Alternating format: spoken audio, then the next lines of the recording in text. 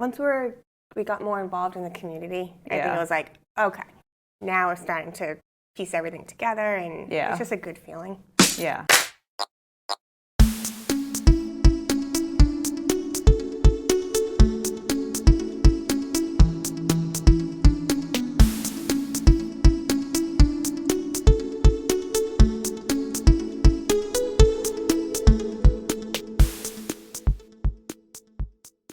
Hello and welcome to Runnah, running on Cape Cod, Massachusetts and beyond. I'm Juliana, your host, and welcome back to your favorite local running community. This week I'm excited because we have a very special guest who I think you guys are really going to enjoy. We have Nicole Foy. Did I say your last name correctly? Yes. Yes. Okay, I did it. Yes. Yeah. Thank you for having me. Yeah, I'm so excited to have you, Nicole. I think this will be awesome because we haven't had like any small business owners yet on the show. All right, here we go. Yeah, and I think this will be really interesting for people to hear like your experience kind of starting your business, because I know that there are a lot of people who listen to the show who are either part-time or full-time like solo entrepreneurs who are trying to pursue their dreams, and sometimes I would say also for myself feel kind of alone in this. Yes. It's a journey. Yeah, and don't feel like other people are kind of going through the same thing that they're going through. But let's start off with your kind of athletic history. Like, where did you start? Because the brand that you own is an athleisure brand for the most part. It is. Non-toxic. Yes. But yes, athleisure. Yes, and we'll talk about that in just a minute too. But clearly your love of athleisure came from somewhere. Yes. So I've been a runner my entire life from Boston, so all supporting of the name of your podcast here too. Yeah. Play on words. But I started running track in high school, middle school, high school. I think I peaked in high school, but I continued to run in college as well. There are many people who peaked in high school, I feel like, so you're not alone in that either. Yeah, the athleticism piece. But I did the 100-meter hurdles. Okay. The 300-meter, which changed into 400 meters once you get to college, and the 4x1. Okay. So more on the sprinting side. Yeah, so more of the short distance power athlete. Yes, that quick and over. Yeah. Painful and be done. Yep. And then after college, I was a social runner, 3-4 miles, then started doing the 5Ks, the 10Ks, ended up doing a half marathon. And so running's always been in my life per se. It's the runner's high. Yeah. I'm one of those people. Yeah. I hate to say it, but it just works. You just got to get your fix at least once in a while. Yes. Yeah. Just get out there and move. Do you participate in any other like sports or athletic things like regularly? And before kids, yes. Okay. I probably work out 6 days a week. Okay. So everything from spin classes to hot yoga, Pilates. I did do a body pump for a little bit. But yeah, like I tried to do the gamut of different things. I was always up for, let's try this class, or who's going here? Yeah, Saturday morning, let's go do it. Yeah, why not, you know? Yeah, I liked that feeling of sweating. It just felt good, and you released, all the bad stuff out of your body, and you slept better, you had better energy, like you just felt better. And it was something that I felt took care of myself. Yeah. So I equated that with healthy. Yeah, I mean, I would totally agree with that too. And as someone who also loves to sweat too, we're getting into sweating season, and I'm just, get that like nasty crap out of my body. Yes. I just feel better. Like during the winter when I don't sweat as much, I'm just like, I just feel like there's something just retained in my body that I don't like. And then during the summer, I come back from a run or whatever, even sometimes a walk if it's hot enough out, and I'm just like, okay, it's a nice cool. release.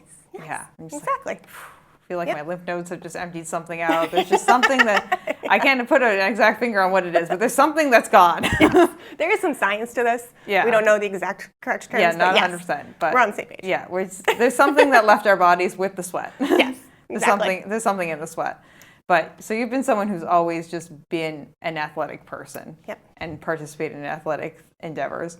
Yes. So that I feel like kind of probably put you in the zone to found an athleisure brand. And why don't you tell us about your brand first, and then we'll kind of dive into the specifics, because there are some very special things with the clothing that you make, which Nicole and I are both wearing, the sports bra and also the tank top and her sports bra. So if anyone is watching, you can take a look and see if you like what's here. But tell us about your brand, and then also we'll get into the specifics after that. Sure. So we offer non-toxic, sustainable activewear for both men and women. And the material is derived from natural fibers that come from eucalyptus wood. So you're wearing plants, and there are no chemicals in here. In any of our clothing, we get it third-party tested. So no BPA, no PFAS, no forever chemicals, nothing.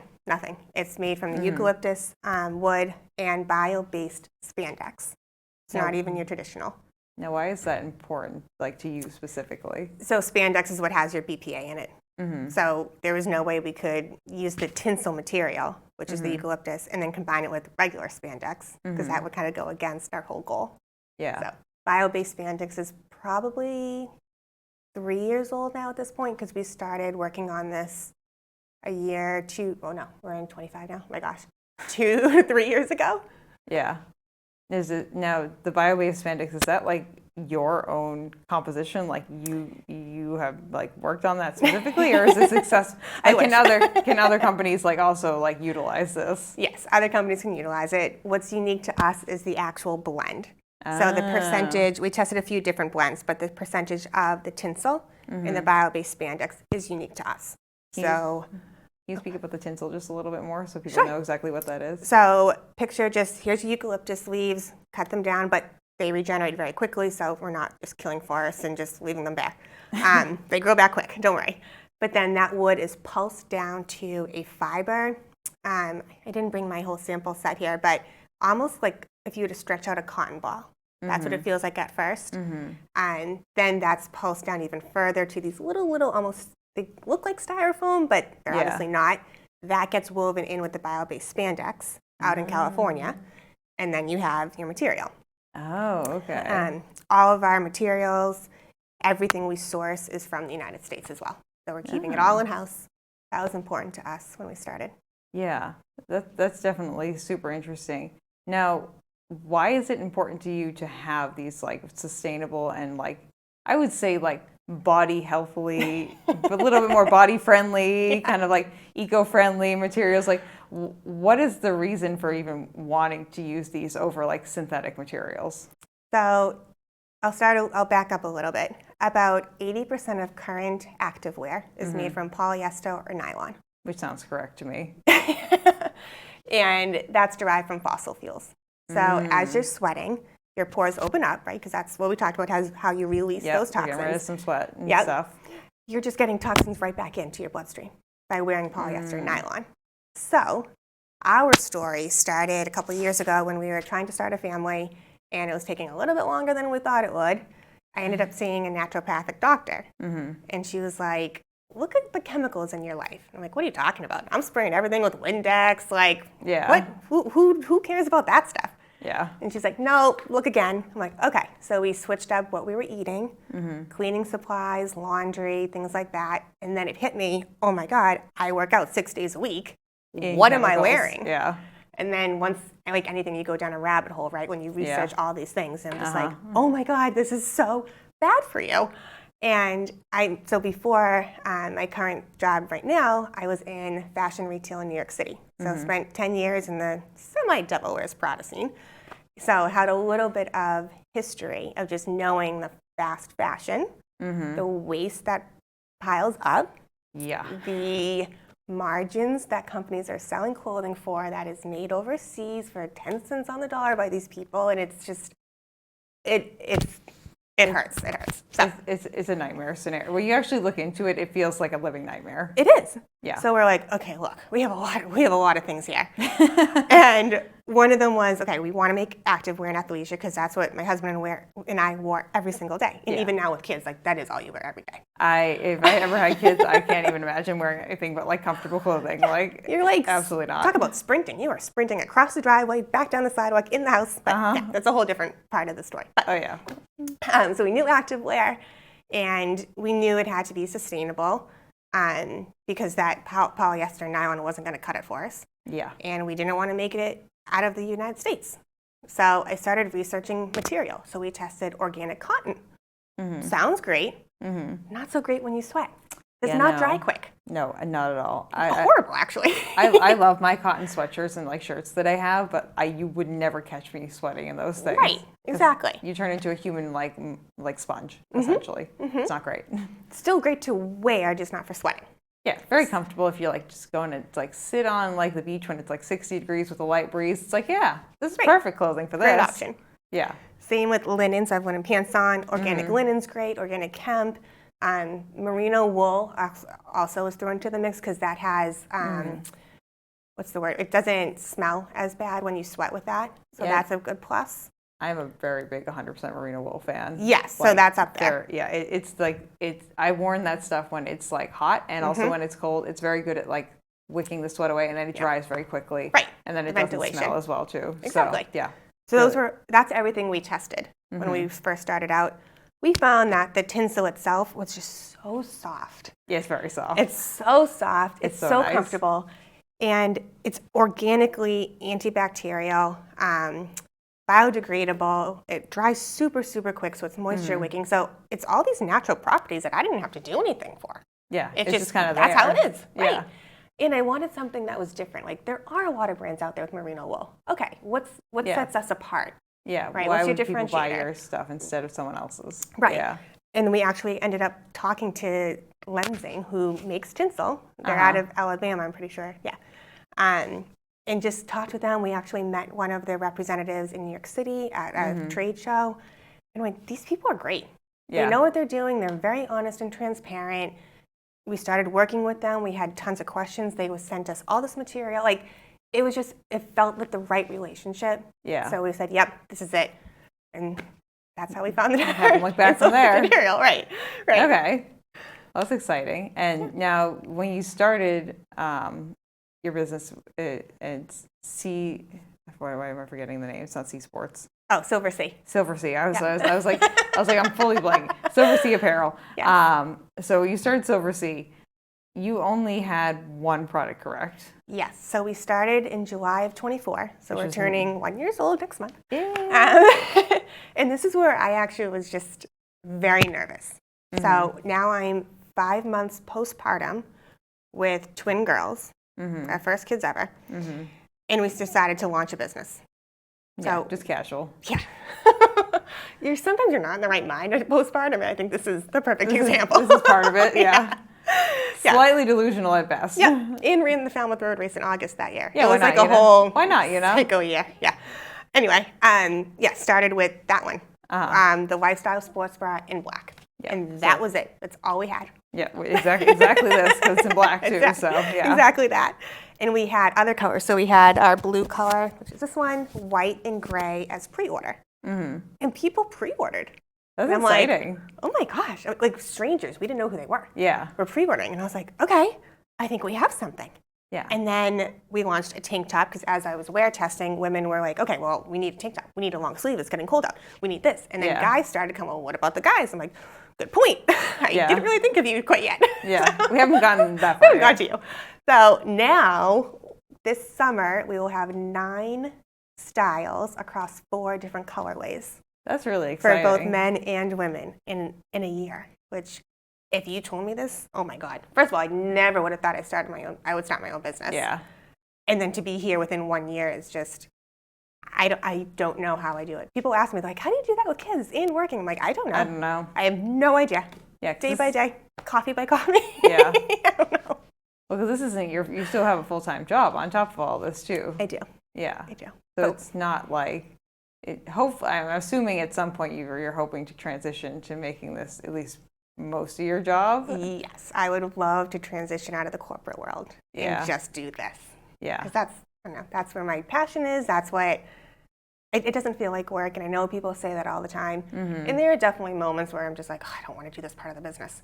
But yeah, I feel that. I'm over it. Like, in my prior world in fashion, I was the person that made the phone call. Hey, I need 100 tank tops in these sizes. I need them in 4 weeks. And somebody just did it. Yeah. Now I'm that person that does it. Yeah, you got to get them. So it's a different, exactly. Like, okay, now I have to deliver. I have to actually like figure out how I'm getting these things. Yes. So that was a big learning curve. Yeah. And just things that you don't think of as a business, or maybe I didn't think of in the beginning, but you're it. You're the social media person. you're the website person, which my husband, thankfully, very talented. So he did our entire website. Yeah, he helps with the email. Thank you. He helps with email marketing. We have lovely friends and family that are models for us. So we definitely have a lot of help along the way. But just even finding a manufacturer. Yeah. That was an interesting journey. What happened with that? So we interviewed a few, and it comes down to your minimum order quantities. Which makes sense. It does make sense, but as a small business, we can't go and order 1,000 tank tops. No. That's just not going to work. Where are you going to put that? Right. And who are we going to sell it to? We didn't have one customer yet when we started. We didn't know if this was going to work. We didn't know our traction, which I may add, we have a very slightly above industry standard repeat customer rate. Great. And about 75% less than industry average return rate. Okay. So whoever buys it, loves it, keeps it, and keep buying. So, and they want a second one. Exactly. Yeah, So we know we're doing something right. Yeah. We just have to get to more people. Yeah. But anyway, so for the manufacturers, MOQs were important. So we finally found a few that had lower MOQs. And what does that stand for? The minimum order quantity. Okay, thank you. Yeah, no, of course. But then you have to order your fabric. You have to make sure it gets there. You have to make sure it's right. Order all of your other materials, some like the straps, the rings. Yeah, make sure that's right. Right. Have the manufacturers create a sample for you. Yeah. And then you have to measure it. You have to double check everything. And I'm just like, oh my gosh, this is a lot of work. I didn't understand it. That I could just kind of draw it up. Here you go, go make it. They're like, it's magical. There, it's done. The end. We have all of them. They're good. Yeah, definitely not how it works. Yeah. I feel like as someone who also, because this is kind of my small business more or less, there's a lot of things that you don't realize that you're going to have to do when you kind of like step up to the plate, because you just want to do something and you're like, this is what I would like to do. And you're like really passionate about it. And then you're like, oh crap, I'm the accountant and I am the that. Honestly, that has been my worst. Taxes? Ooh. Oh yeah. Yeah, how do I do this? Yeah, being my own accountant and my own like bookkeeper has been the most challenging thing for me. Yes. QuickBooks? Use QuickBooks. I have a Google sheet that I use. Oh, geez, okay.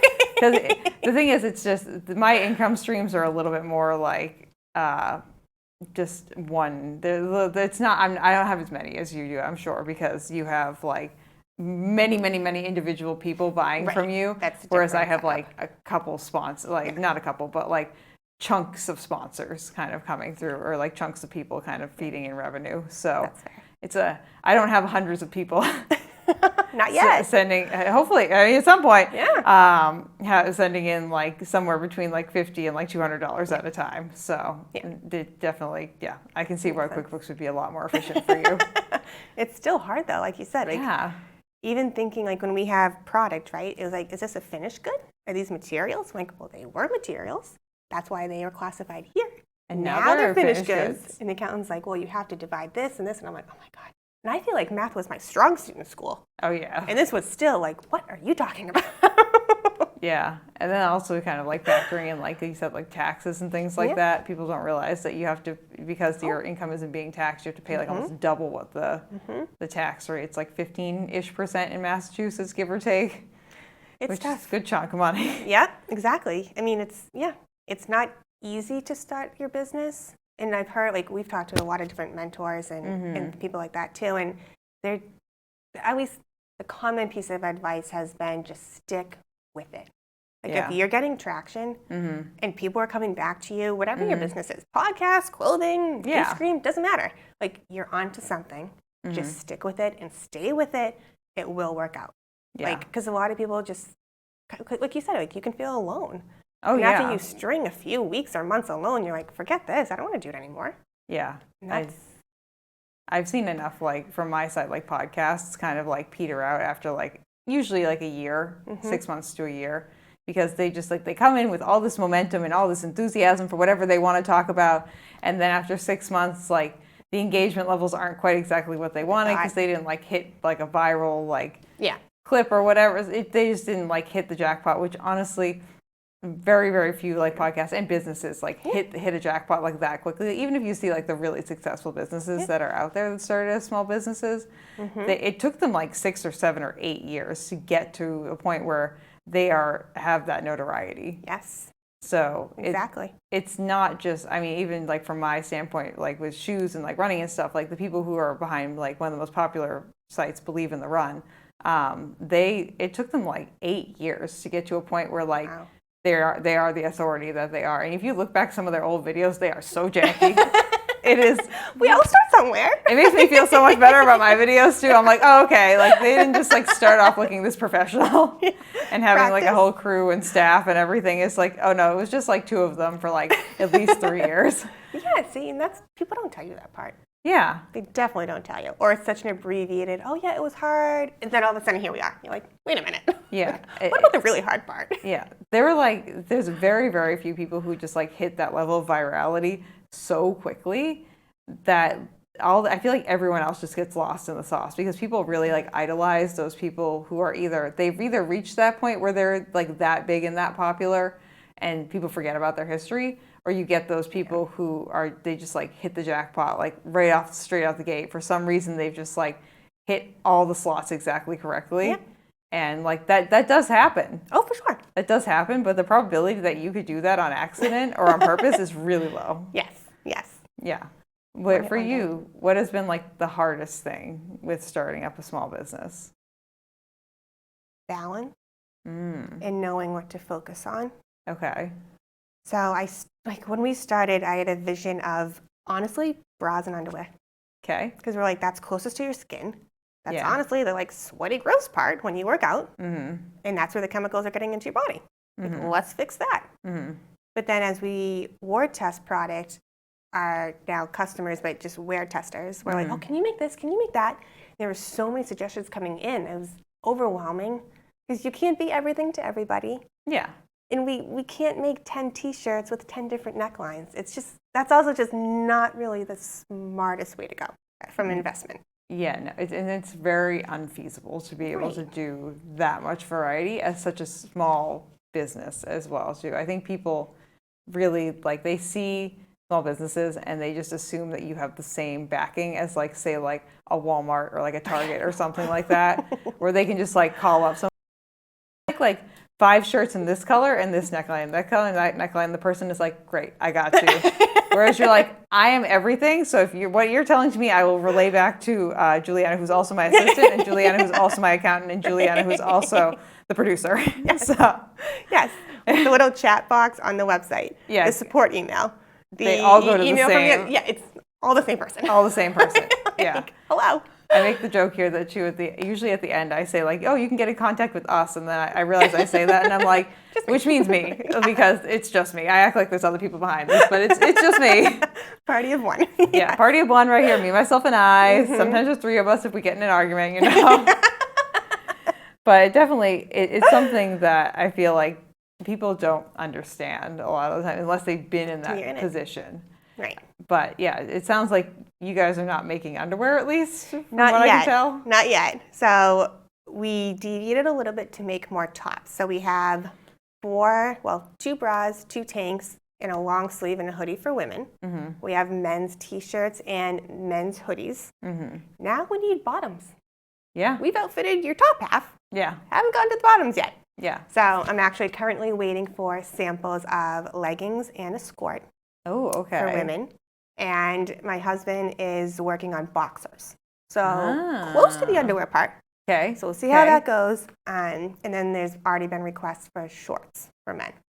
Oh, for men? Mm-hmm. Okay. Yes. The ladies are requesting the skirt and the leggings? And the leggings. Like, can you just make black leggings? I'm like, yes, I already own 20 pairs. Of course I want black leggings. Yeah, I would want black leggings. And that was part of my, not original focus because it was just bra and underwear, but that was like, yeah, we need to make leggings. And then all these other tops were coming and I just said, okay, let's do that, and lost a little bit of direction.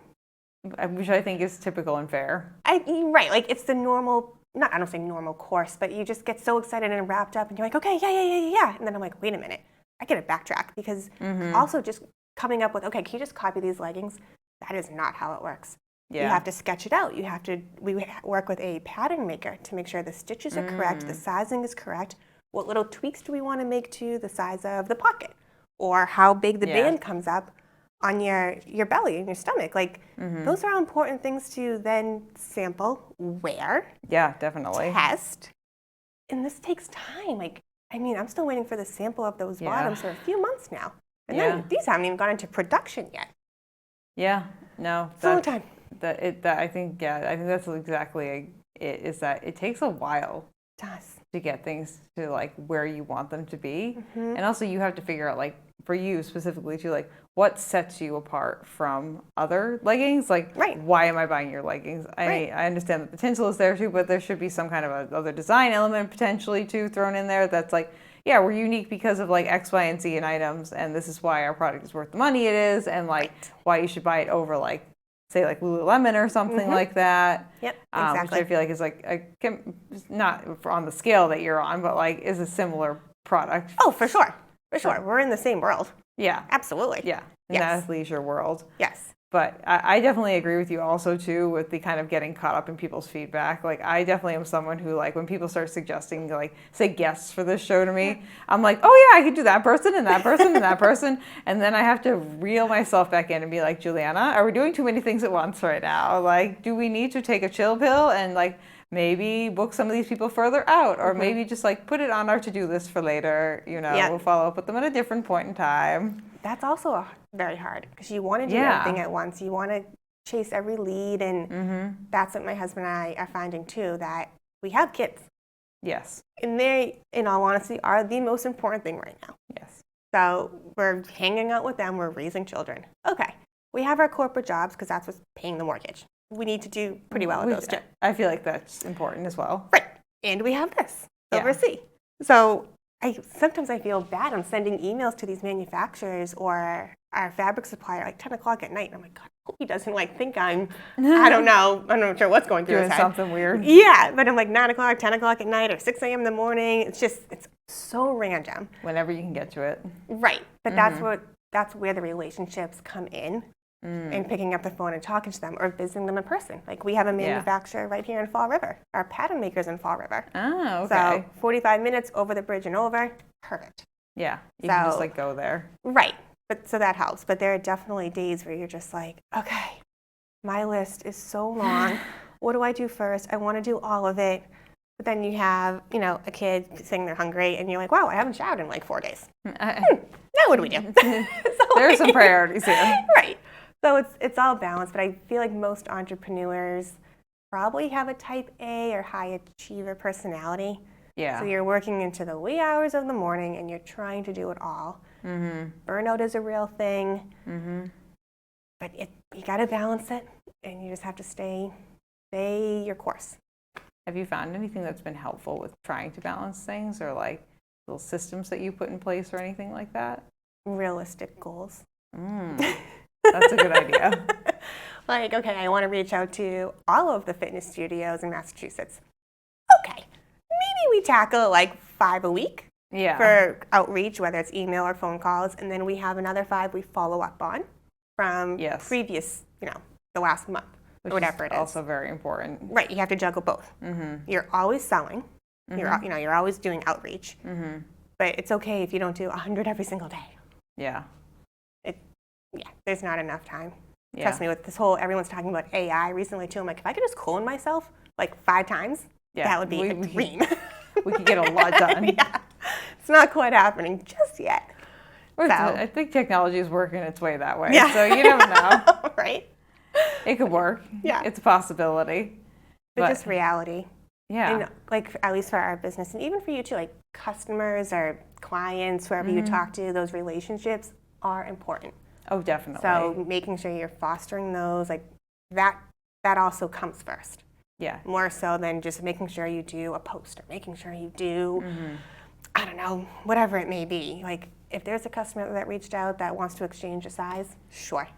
Yeah. That's what you handle first. Yeah. Because it's, especially nowadays, I feel like there's a lot of brands and just companies out there where it's all automated. And it's so detached from reality a lot of the times, and just feels so just artificial. Exactly. I'm just like, nah, I'm good. Yeah. I won't buy from you anymore.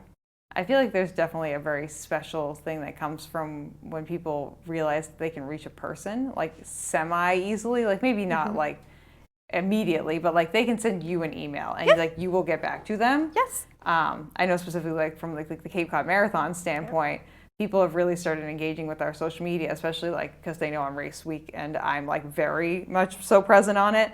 And like, I remember the first time I put out like a question box, like one person asked a question, but then they realized that I was answering these questions like within like an hour because like I was just like on top of the social media for the weekend. Yeah. And then I got like 20 questions all at once. See? Once they realized like, oh, Juliana is actually like checking on the Instagram and she's here and she's a person and she's gonna like directly answer any questions that I have. So all of a sudden the floodgates just like opened and I was popping on the Instagram like every hour to like catch up on a few more questions because people were just like feeding them through. Yeah.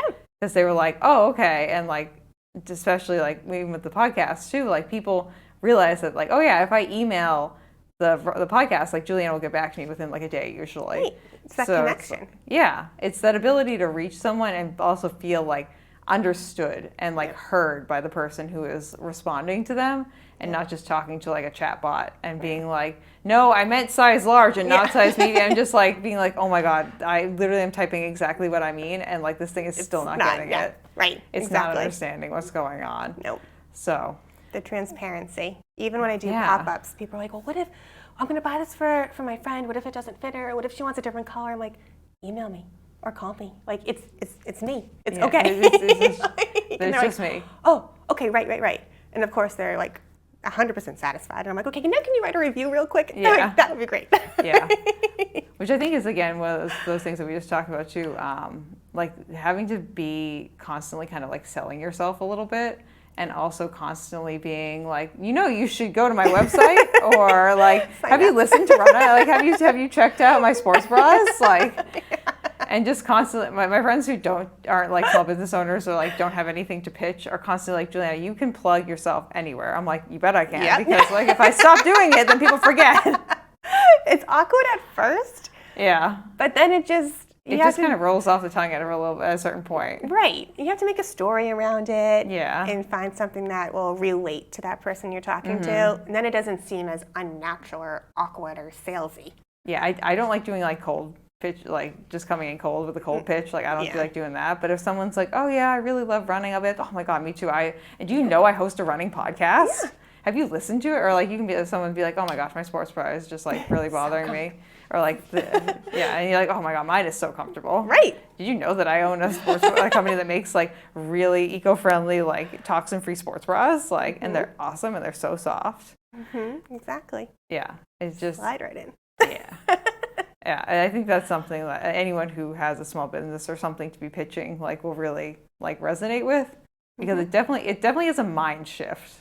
Yes. Like always kind of being in some kind of like selling or like pitching kind of like just being ready to like on the dime, just like really just be like, and did you know that I Or in the driver's seat per se than someone who sits in the back of the classroom. Yeah. And having to be like a little bit more outgoing than like maybe you had been in the past. Absolutely. At least for me. Yes. Do you feel like you traditionally are an introvert? I describe myself as an extroverted introvert. Like I was that kid in high school and middle school who was like really, really, really quiet, but like because of like life circumstances and job circumstances, I've kind of had to come out of my shell in a way.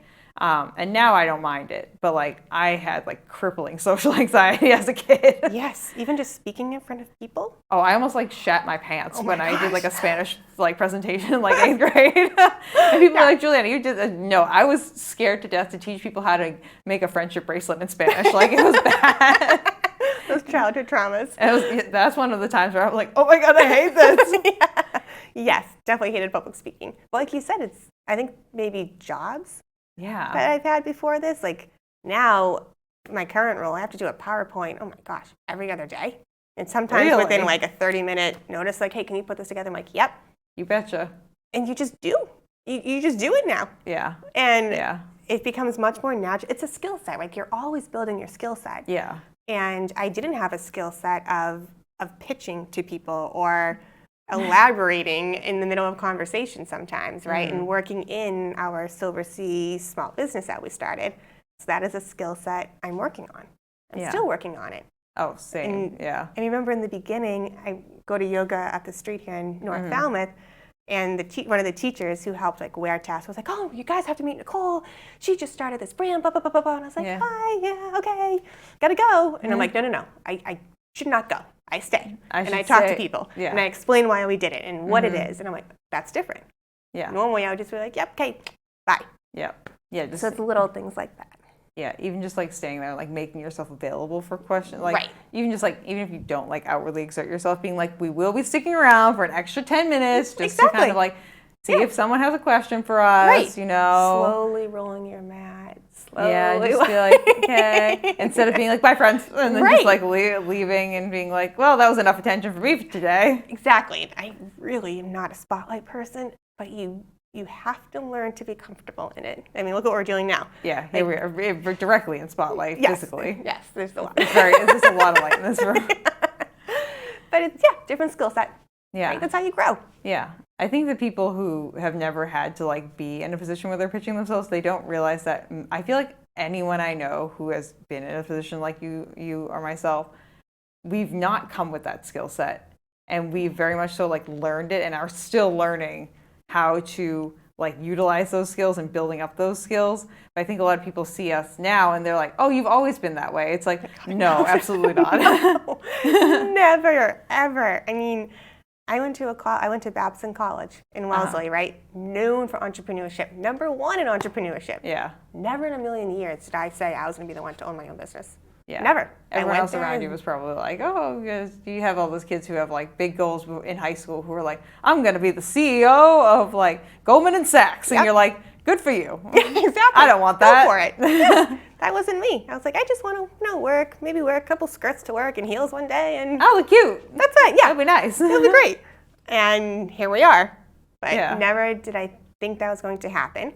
Yeah. And I've been a manager for quite a few years now, and I've had a lot of people say, I'd love to work for you. And I'm like, really? They're like, yeah, can you just start your own company? I'm like, no, we're not doing that. And now I'm like, oh my gosh, here we are. Yeah, you might actually eventually hire employees too, which is crazy. Which is crazy. Oh my gosh. I hope one day we do, but I can't even think about that right now. It's insane. I feel like that, where you stand currently, that's so far out of the purview of just like, I'm sure you've been thinking like it'd be nice to have other employees, but then you've been a manager before too, so you know how much work it is to manage other people. So you're like, oh, it would be nice if someone would do this for me, and then you think about it, you're like, but I don't want to manage that person. I don't want to manage them. And I also would feel guilty, be like, okay, we're going to have a meeting at like midnight, because that's when I have time now. Yeah. You can't do that. Yeah. That's like against all like working labor law. Yeah, it's probably not a good idea. No, we can't do that. Unless you can like plead that you're in a different time zone or something. Like that's usually the only thing. If they're like, you're like, yeah, I'm in California time, you know, so we have to do it at this time because it's technically 2 p.m. in California right now. Yeah, maybe one day. Yeah, I can see this happening for you, where you have that many. You have just like such a fan base and just like a need to like have someone to maybe like go to events for you or manage your like your inventory or something like that. Yeah. Or maybe even just hiring like maybe someone that doesn't directly work for you, but like an accountant. Exactly. Or something who like, because I mean, eventually if I ever get enough funding, I'd love to hire like an outside editor. Oh. Just to like send the stuff out to. That's a great idea. Like I'm editing it myself right now, which is fine, but like. Time consuming. Yeah, that's honestly the most time consuming part is the editing. Sure. So like if I could like outsource that would be like, that would save me so much time, and I'd be like, oh, okay, I could do so many other things with that time. But that's all with any small business, right? We're not like you're doing it all, but you also have to admit that you're not probably the best person for we're a jack of all trades, master of none. Right. So like if there are certain roles that you can outsource, then maybe you should. Even acknowledging that you should is the first step, right? The challenge. It is, yeah. You're like, I can just do it. I mean, how many times have I said, oh, I can just do my Instagram post, it's fine. And I have my calendar to do it, and I'm like, oh, I got to do this again. Yeah, and then you never get around to it or something. Or a lot of the small businesses that I do Instagram or like social media for, they're like, oh, we can do it ourselves. I'm like, but you haven't posted anything for like 4 months, my friends. They're like, yeah, but we can still do it ourselves. We were doing it. I'm like, okay. But you still have nothing up there, and it's been like 4 or 5 months since your last post. Exactly. So like you could, but are we doing it? That's the real question. Like, are we actually doing it? And what are you prioritizing? As a small business, everything's a priority. Yeah. Everything. Yeah, everything like kind of hits you at the same time where you're like, okay, I want to do social media. I have to do my accounting. Like I have to fill these orders, or I have to like produce this show. I have to get back to all these emails. Like you are everything tied up in one big package. You are. And it's definitely challenging sometimes. It is. It comes and goes. There are days or weeks that you're like, wow, I nailed my to-do list. Like, I am a rock star. Like, I'm a rock star mom. Like, they ate all their meals today. Everyone had a vegetable. Right. Like, we filled our orders. We got the email out. Like, great week. We drank enough water today. Yeah. Like, it's been a good day. It's been a good day. And then there are other days where I'm like, wow, nobody got back to me on any of my sales outreach. Not one person. Yeah. You know, someone didn't nap very well. Or some other fire drill happened in my corporate job that I have to do. Yeah. And you're just like, oh my gosh, okay, maybe I'm not Superwoman anymore. You can get grounded very quickly. Exactly. But you got to roll with it. Yeah. I feel like one of the things that a lot of small business owners have to have and do have is like a sense of resiliency. Because as you know, you're going to get way more no's than you are yeses. Absolutely. Like everything across the board. Yeah, just like if you think you can be said no to something, yes, you can. Someone will say no to you for whatever it is. Like even if it's something just like really small, that really shouldn't mean that much. And I feel like a lot of the times it's those little small things that like get you, where you're like, really, like come on, like you can do that one thing. Like you can just do that one thing. It's like okay, fine, whatever. Or you just get a lot of people who just don't even respond to anything. Oh, yep, that's like, happened too. The radio silence is a big trend. Yep. Of people just being like ignoring emails. Even if you go see people in person, they ignore you. It's like, okay. Or either give you an attitude. I'm like, why are you here? It's like, okay. And part of me is like, do you know what else I have going on right now? But everyone's got stuff. Everyone's got something, you know, and no one went and told me, oh, you have to start a business. Yeah. We wanted to. Yeah. So at the end of the day, you keep going. And like you said, you're resilient. And sure, you get a no, but there's just another way to get to them, another creative way. But that's why you're always on, right? So you're in a conversation with somebody else who mentions something, you're like, oh my God, I've been trying to talk to the person at that store now for like months. You know them? Yeah. Oh my gosh, that's so funny. And then you go into like, hey, can you make an introduction here? I feel like that's how I made my best connections, is just like listening. Exactly. Like listening for like little drops and hints of things that could be useful to you, because you know what you're looking for, generally speaking. You know the people who are like big ticket items and stuff like that, and you know like, okay, I would like to head in a this way direction, and someone mentions something, you're like, hello friend. I'm gonna walk over here for a little bit. Were you just talking about that? Yeah. You kind of have to be like a sleuth or a detective a little bit almost, and just like constantly having your ears just like about and just like hearing what's going on around you and like seeing what's going on around you. Right. Because you never know when you're gonna hit that like exact right person. Yeah. Who's gonna be like, you know what? I really love like that you're doing this. Let me invest like $1 million into your business. Because here's the thing, like we talk about like it's something that's completely crazy, but things like that have happened. And we do live in a community where there just so happens to be like people who have like slightly large amounts of money.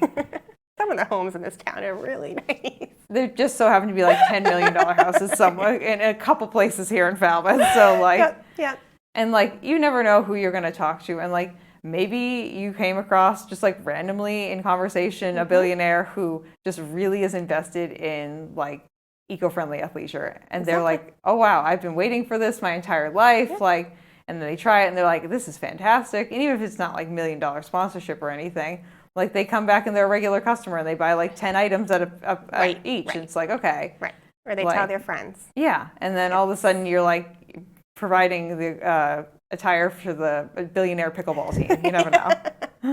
Yes, it's saying yes to every opportunity, because you never know which one's going to be your ticket. I feel like the ones where I expect it to be like a big thing, they kind of just like, they fizzle out to nothing. And then those ones where it's just a surprise that they happened and I just make the most of whatever it is, those are the things that really kind of like snowball into something bigger. Right. The intent. Like that's what I found with some of the pop-ups I'm doing. Some will be just a random studio and we'll do a few sales. Yeah. Then there'll be another one with a high intent, because we know that audience is already conscious of what they're eating and what they're putting on their bodies. And then every person there buys. And I'm like, wow, I was only there for like an hour and a half. Yeah. And we did like 3 times the amount of volume that I was here for 4 hours. Yeah. And so, like, people were like, hi, bye. Right. Like they just didn't get it. Yeah. But that's part of it. Like I was at one pop-up where someone literally came directly, like beelined it across the whole fair and was like, oh, I saw your sign. And I'm like, oh, that's great. good. Okay. But like that happened once. So hopefully it happens again. But you have people like that. I foresee it happening again. And then you have people, like you said, that will come and touch it. And they're like, oh, it's really soft. And then it's like, oh, wow. And you have to know. Right. But you have to know what pitch. Is this person, like, can you look at them and go, they work out. I'm going to go that route. Or like, they're a mom and they're conscious of what their kid's biting when they're hanging off their shoulder. Yeah. Okay, we're going to go that route. Or like, this person probably has no idea that you can make clothing from plants. Yeah. We need to educate them on this part. So it's knowing your audience. Yeah, and like reading people's like body language and also what they're saying and things like that too. Exactly. Yeah. Just that connection too. It's not always, oh, here, buy this. It's like, oh, yeah. What are you carrying right now? Or like, what'd you do today? Or it looks like you just had a really tough workout. Like, what class did you take? Oh yeah, she teaches here too. Love her. I think a big part of it, honestly, like when you're connecting with people, is listening. It's like really a really big part of it. Like not only listening to like what's going on around you and like what they're saying, but like really like choosing to listen to them and like making them feel seen. Because I feel like that's one of the biggest things that's missing from a lot of like, say like corporate places. Like you can go to like Target, you can go and pick out like a sports bra, but it feels so disconnected to whatever it is. If you give someone the time of day and you like actually like be like, oh my gosh, wow, I really love your hair today. You look fabulous. How did you do that? And you like listen to them and you have like a follow-up question, even if it's just like a quick like 30-second conversation, you are way more likely to engage that person with whatever you want to tell them just because you've like listened to them. Yeah. People like talking about themselves. Yeah, as much as you can kind of like it to them. It's like they're like, yeah, your skin color would just look great in this. Like, oh my gosh, wow, you look stunning. And like not trying not to like lie or anything, but just like being honest, but being honest in a kind way and being honest where like you're listening to that person. What their needs are, what they're looking for. We did a pop-up at a hospital. Oh, actually, okay. And there was a doctor and she's like, I don't need another sports bra. I'm like, I'm sure you don't. We all have a million of them. Yeah. However, the one that you have on right now is just seeping chemicals right into you. And I'm sure you've had it on all day because you probably worked an overnight shift. You're living off of coffee and donuts or whatever's in the break room, right? Yeah. She's like, yes. And I'm like, okay, let's just make you comfortable. And just a little healthier for your 12-hour shift. Yeah. Let's just try that. Let me know. Worked. But there you go.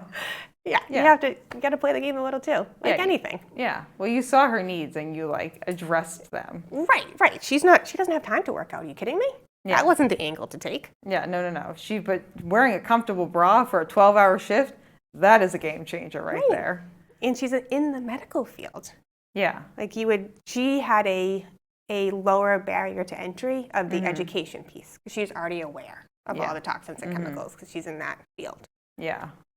I think it's extremely important to like listen with your eyes and your ears to like what people need.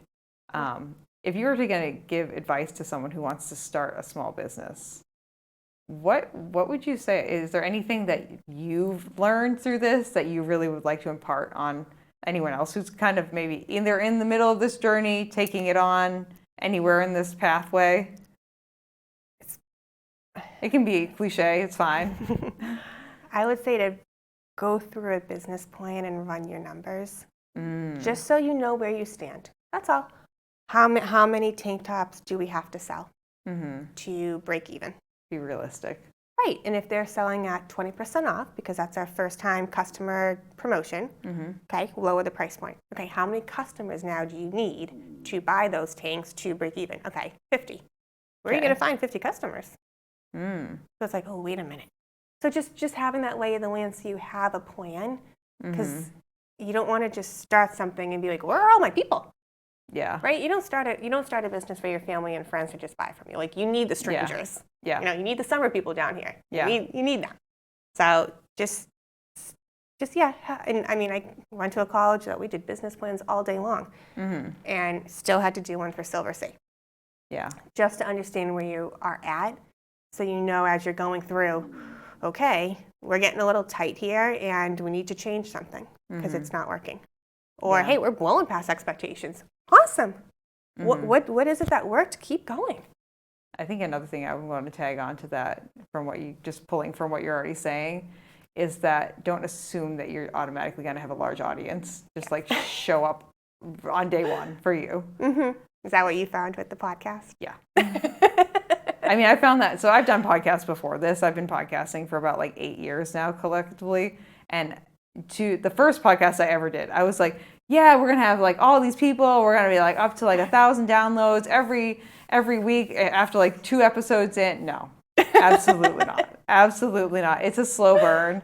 It's a really slow burn. Yeah. And like, there's going to be something that's going to keep you like growing. And like my biggest thing with the podcast is like, I have a very dedicated audience that, and thank you to everyone who's watching and listening, who sticks around. So like, it's not growing at like an astronomical number. Like I'm not gaining thousands of listeners every week, but the people who are listening are sticking around, and we're gaining smaller amounts of people every week, which honestly is a more sustainable method of growth than just being like blowing up all of a sudden. Right. But I think you made a good point of like assuming like just straight out the gate that having your friends and family like buy your stock from you, your base stock from you initially isn't going to be a sustainable business model. It's great and it's lovely to have support. Yeah. But and that's also actually one of the highlights, I think, of owning a small business maybe is when you do have those strangers that love what you're doing. Your first stranger. Right. That buys they from love you. your podcast and they're like, oh my God, I listen every week. Like, what are you going to do next? And then they start talking to you over social media or whatever you it is. You get that like email from someone being like, wow, I love my sports bra so much. Like, or you get that first rando order where you're like, I don't know this person. Yes. I have no idea who they are. We just had a customer actually place an order this morning. Okay. It was a very large order. It was her third order. And I remember when she first purchased last year, she just needed to exchange a size because the tank top was a little long. We had to give her the shorter one. I was like, yeah, no problem. Ever since then, she keeps coming back. Totally bought in. And I'm like, okay, like it's just great. Yeah. You kind of want to pinch yourself a lot of the times too and be like, is this real? Yes, because you're moving so quick also, and you're like you said, like you're doing everything. So you're just like, wait a minute, like this is pretty awesome. Yeah, like take the win. It's been funny to talk to people who have like no like small business or like solo entrepreneur kind of experience, and them to be like, well, what are you doing, Juliana? I'm like, what am I doing? I don't know. Like, and I know I'm doing all these things because things are like, the results show me if I look back. Yes. I'm like, oh yes, I did edit that. We did those social media posts. We reached out to these people. I have this business plan in place. I did the accounting because I have the results as proof that I did them. Sometimes you don't really mentally clock that you're doing them though. Fair. That's fair. Or you're just doing so many things where it just falls into the matrix of your day. Yeah. And you're like, oh, okay, I did that. And then your brain just moves on to the next thing already. Yes. True. Especially as a mom, too, and someone who, like, also has, like, many other jobs, too, like myself. It's like, sometimes you just, like, your brain just moves on to the next thing. And you're like, someone's like, what'd you do today? You're like, I have no idea. I was busy. I know that I got stuff done. Like, my list that I set out for myself, like, there are things checked off of it. So I know that, and, like, my inbox is lower. So yeah. I know I did something today, but I couldn't tell you exactly what the format was. Yeah. Productive, though. Yeah, it definitely is interesting to talk to people who just, like, have more traditional jobs and don't really have, like, a ton of extra things that they're doing outside of that traditional job, and then be like, yeah, I just went to work and I came home and you're like, I did things today. Yeah, amazing. There were many things that happened today. What they were, I don't know, but I did them. Everyone's wired differently. Yeah. Right? And that's what makes it go around. Yeah. And I mean, I'm definitely someone who, like, I like to have a lot going on. Oh, yes. Yeah. Totally would get bored.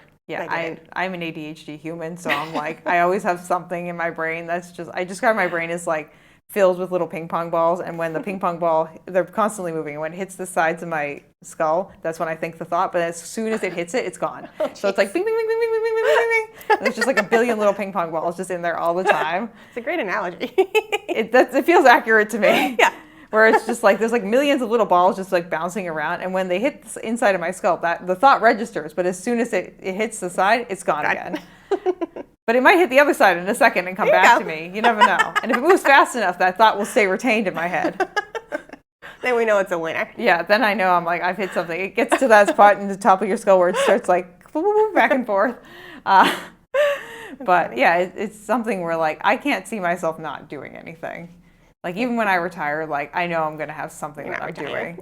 Yeah, I'll retire from like whatever my like more stressful positions are, and then I'll be doing whatever it is, like 40 hours, 50 hours a week, whatever it is. So yeah, that's good. Yeah, I feel like that's something that's very much so shared among people who have like solo entrepreneur or like semi-solo entrepreneur lives. Yes, I would agree. Yeah, you're just someone who has a lot of drive to do things, and even specifically do things like for yourself too. Yes. Because I'm not someone who's like, if you tell me to do something, I might not do it because I'm like not really super into being told what to do. And I'd be really like stingy about it and like be like, well, they told me to do this. Whereas like if I'm doing something for Runnah or like for myself, like I'll stay up till like 2 a.m. doing it. Right. Like I'll put in like 12 hours a day doing it because like I love doing it. Right. Yeah. So definitely a difference. Yeah, it makes a difference being able to like pick your poison, I guess, sometimes. And just strive towards that excellence that you hold, like you hold yourself to. And like self-accomplishment too. Exactly. Right. Right. Yeah, I feel like I've held a lot of positions where I put in less or the same amount of work to what I'm doing now, and I just don't feel any sense of accomplishment because it's just kind of being on a hamster wheel, more or less. Yep. Yeah. Been there. And I feel like there's a lot of small business owners who will identify with that too, of just like wanting to get out of that zone where you're doing a lot of work and you're doing it well, but no one acknowledges it and you don't feel fulfilled in any capacity by it. There's just something missing. Yeah. Some part of that role is missing. And it could be different, right? I mean, I love my corporate job right now, but it's not in the fashion world. Yeah. That's all. It's a great job. I love it. But I was missing the fashion part. Yeah, you're the missing cool, that. fast pace, like, let's see what's next sort of thing that I was used to from New York. Yeah. So I had to go find it. And it happened to be a perfect fit for me. But that was just how it started. Yeah. Yeah. I think that's wonderful. I think that's fantastic. So, but any other like thoughts or feelings that you'd like to share, Nicole, about just like being a small business owner, or I guess one last point we could touch on too, is being a female small business owner, which is something that like you and I can probably identify with. Like largely the world is made for men still currently, and it can definitely be challenging to be taken seriously, I feel like sometimes in certain settings, depending. If at least the experience I've had actually with the networking and the connecting, and maybe it is because it's athleisure and we started with bras, but I've connected, slightly biased. Slightly maybe, biased opinion here, but I've connected the most with other female entrepreneurs. And you're just trying to support each other. Have you found that that's like a really like lucrative like communication and also relationship wise? Do you feel like that's been like a lucrative thing? For sure. Do you feel like that would be different if there were men involved potentially, or like non-female identifying people, or like, because I feel like the ladies supporting ladies thing is like a thing. It's definitely a thing. Like I've definitely had better success with like other female entrepreneurs that I've worked with, just from a level of just like even moral support, just being like, girl, I got you, like, hey, like, and just helping you, support you, just because a lot of them do know that we are low-key fighting like a little bit of an upward battle when it comes to like guys who are in the same space as us. So I mean, we had requests for men's product. So I feel like I'm looking at it as just another opportunity. Yeah, right? Definitely. Like the women, I think maybe a stronger bond. Yeah. And it is, even as a mom, that community has been great. So it's what you resonate with. Female, mom, yes. And it works and it clicks. Yeah. But then now we have men's clothes. There have been some studios actually down the Cape that's said to me, we love your stuff, but we need men's because we have men clients here. We can't not include them. Like, good point. So like there's yes, but. Yeah. I think at least that's what my experience has been. Yeah. I definitely feel like you have a brand that, like, at least at its origins, is a lot more just like female centered. Yes. I mean, it started with the bra. Yeah. So I think we're a little biased in that sense. I feel like majority of people who are buying bras are female identifying. Yes, mostly. Although during the holidays, we did have a lot of men purchase for their wives. Oh, that's true too, yeah. So I'm like, okay. It's kind of funny when you have like a guy's name in the order and they purchase like bra, tank, and I'm like, all right, here you go. Yeah, and it's like extra small. You're like, okay. Yeah. Like, there are very few men who are with ladies extra small, so it's like, okay. Yes. Yeah. But it's, I mean, even with that, like, that's how it came about with that material. They're like, well, guys want to be healthy too. Mm-hmm. And you just think of women clothes. Done. But you're like, yeah, you're right. Men should be healthy. Men sweat, actually a lot. And I would argue probably more than women for the most part. Probably more, yeah. But we should keep them healthy too. Yeah. So that's how I look at it. Democratize healthy clothing. Exactly. I think that's a good thing to do. Yeah. Awesome. Well, it was great to hear about your business, Nicole. Yeah, thank you for having me. This is fun. Yeah. So I guess we'll wrap up with our little fun segment at the end, which we'll see if you can remember. We'll try. And that's going to be, what shoe do you choose to use? Where you're just going to tell us either the shoe that you're currently running in or any of your favorite shoes or shoe that you've run in the past. You can mention more than one shoe if you'd like, but... I'm currently running in, and I should probably get another pair because it's been a little over a year because you sold them to me. Right? Yeah. So that was like last April. So yes, I am way overdue. But it is the Asics Gel Nimbus 26, right? Exactly that. Yeah.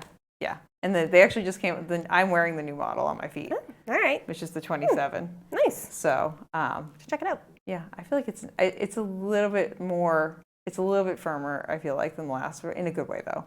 Just like in the ball of your foot, or it's just a little more springy. Okay. In like not in a way that's like explosive or anything, but it's not like, I feel like in the 25 was really good, but it was like kind of like squishy in a way where you like kind of fell into it sometimes. I had a hard time getting back out of it.